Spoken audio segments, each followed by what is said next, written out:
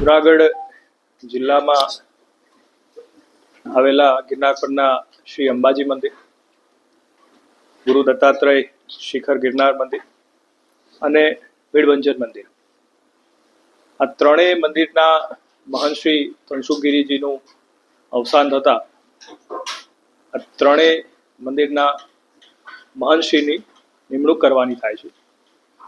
શ્રી તનસુખગીરીજીની આ ત્રણેય મંદિરના મહંત તરીકેની નિમણૂક વર્ષ 1983માં થઈ હતી અને જે તે સમયે એમના ગુરુજીએ એક વિલ કરીને આપ્યું હતું અને એના આધારે તત્કાલીન કલેક્ટરશ્રીએ એમની નિમણૂક કરી હતી.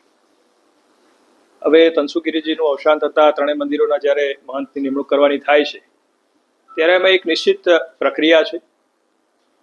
આ મહંત શ્રીના નિમણૂક બાબતે જરૂરી અરજીઓ મંગાવવામાં આવે છે, એનું વેરિફિકેશન કરવામાં આવે છે અને ત્યારબાદ નિમણૂક થતી હોય છે.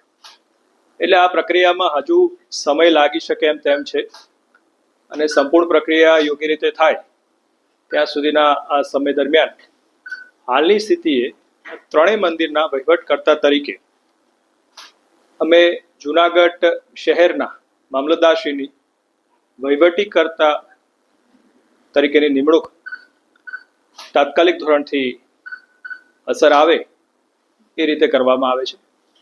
મામલતદારશ્રીને પણ અત્રેથી સૂચના આપવામાં આવે છે કે તાત્કાલિક આ બાબતની જે કાર્યવાહી છે એ હાથ ધરી લે. બીજો વિષય જે ભવનાથ મંદિરના મહંત બાબતે છે તો એ બાબતે આપને જણાવી દઈએ કે 2025ના જુલાઈ સુધી હાલના જે મહંત છે હરિગીરીજી એમની નિમણૂક થયેલી છે 31/7/2025 સુધી. જે પણ ગ્રીવાંશ અમને મળ્યા છે વિવિધ સંતો તરફથી એના બાબતે તપાસ સોંપવામાં આવેલી છે. ખાસ જે ગ્રીવાંશ મળ્યા છે એમાં એ છે કે જે શરતોએ એમની નિમણૂક છે એ શરતોનું પાલન થાય છે કે નથી થતું. તો એના માટે અમારા તાબાના અધિકારીઓ છે એ અત્યારે તપાસ કરી રહ્યા છે અને તપાસના અંતે અમારી પાસે જે પણ રિપોર્ટ આવશે એના અકોર્ડિંગલી આ બાબતે જરૂરી કાર્યવાહી કરવામાં આવશે. ત્રીજો મુદ્દો જે એક પત્ર વાયરલ થયો છે એમાં સ્પષ્ટતા ખાસ કરવાની કે આ પત્ર જે છે એ વર્ષ 2021નો હોય એવી જાણકારી મળી છે અને આ બાબતે પણ ખૂબ ડિટેલમાં નિષ્પક્ષ રીતે ઊંડાણપૂર્વક તપાસ કરવામાં આવી રહી છે.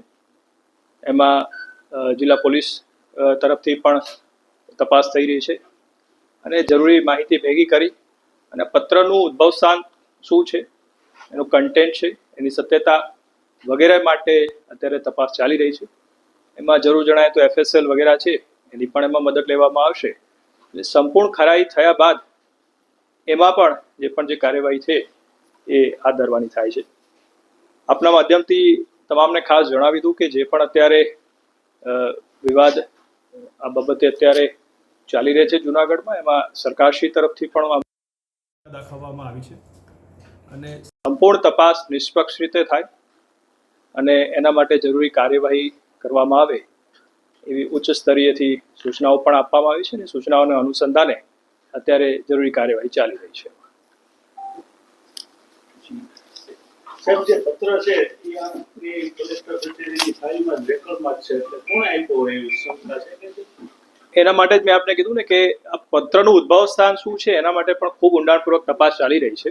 એટલે તપાસ પૂર્ણ થયા બાદ જ એના વિશે વિશેષ આપને બ્રીફિંગ કરી શકાય. ફાઇલમાં તો હતો જ ને પત્ર. એટલે અમારી પાસે જે મેં આપને કીધું કે વિષય 2021નો છે.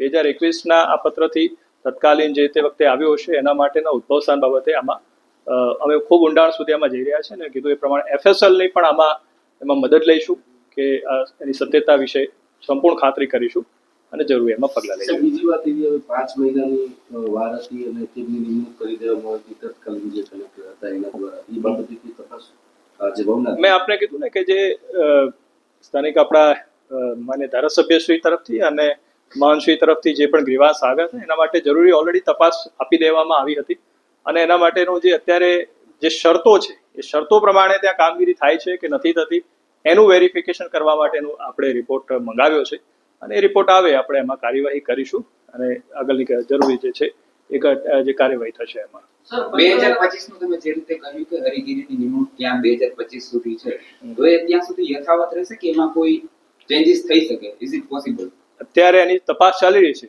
એટલે આગળના વસ્તુ વિશે તપાસ પૂર્ણ થયા જ આપણે કંઈ એમાં કોમેન્ટ કરીશું. તપાસ કમિટીમાં કોણ છે? પત્ર સાચું હશે અને એની અંદર જે પૈસાની વાત કરવામાં આવી છે તે બધું સાચું નીકળશે તો કેવા પ્રકારની કાર્યવાહી થશે? એ મેં આપને કીધું કે અત્યારે જે ઇન્ક્વાયરી ચાલી રહી છે એમાં ખૂબ અમે ડિટેલમાં જઈ રહ્યા છે અને FSL વગેરેની પણ મદદ લઈ અને સત્યતા વિશે કર્યા પછી જ આપણે એમાં જરૂરી જે કાર્યવાહી છે એ કરવામાં આવશે. ધન્યવાદ.